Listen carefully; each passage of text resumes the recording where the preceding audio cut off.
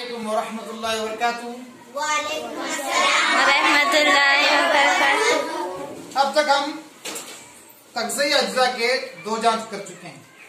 एक starch test, इससे हमें कार्बोहाइड्रेट्स की मौजूदगी का पता चलता है। दूसरा प्रोटीन टेस्ट, जिससे हमें प्रोटीन की मौजूदगी का पता चलता है। आज जो करने आए हैं तो लिपिड टेस्ट है। कैसा टेस्ट है? लिपिड टेस्ट, यानी चर्बी की जांच।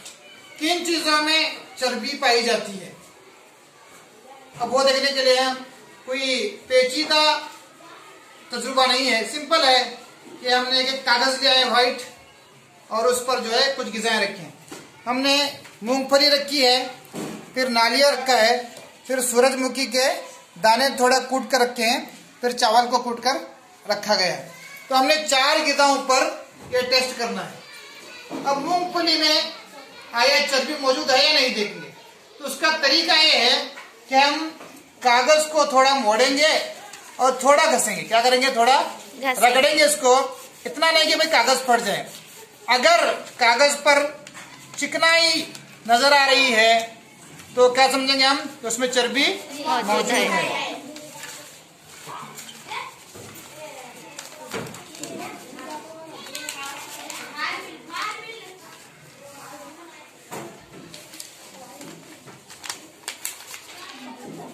तो आप यहाँ पर जो है इसको हटाएंगे, फिर देखेंगे।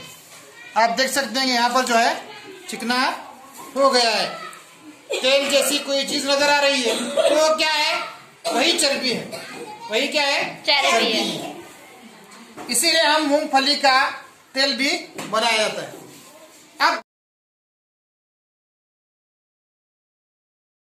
अब दूसरा नारियल का देखेंगे। आप देखते हैं कि नारियल से भी तेल बनाया जाता है। तो चेक करेंगे कि इसमें चर्बी मौजूद है या नहीं।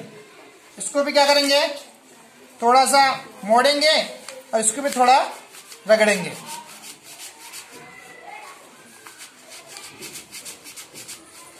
तो आप देख सकते हैं कि यहाँ पर भी क्या है? चिकना हो गया है। पेपर क्या है? चिकना हो गया है। यानी नारियल में भी क्या मौजूद है? चर्बी मौजूद है। बोलो तो क्या मौजूद है? चर्बी।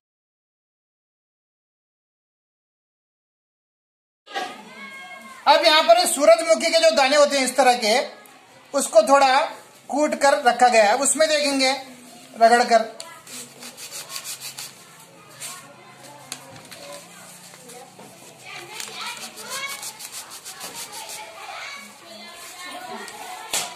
अब यहाँ पर भी आप महसूस कर सकते हैं कि जो है वो कागज क्या हुआ गया है? चिकना हो गया है। देखो, देख रहे हैं? नजर आ रहा है? तेल जैसी कोई चीज नजर आ रही है पेपर पर। इसका मतलब ये है कि सूरजमुखी के बीजों में भी चर्बी मौजूद है।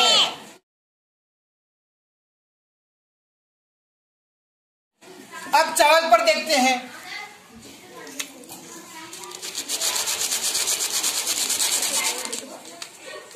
और थोड़ा रगड़ेंगे। देखो, कुछ तेल जैसा नजर आ रहा है क्या? नहीं। इसका मतलब चावल में चर्बी मौजूद नहीं है। Very good.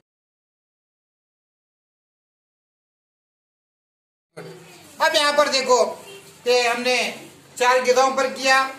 मूंगफली में चर्बी मौजूद है। नारियल में चर्बी मौजूद है। सूरजमुखी के बीजों में, चावल में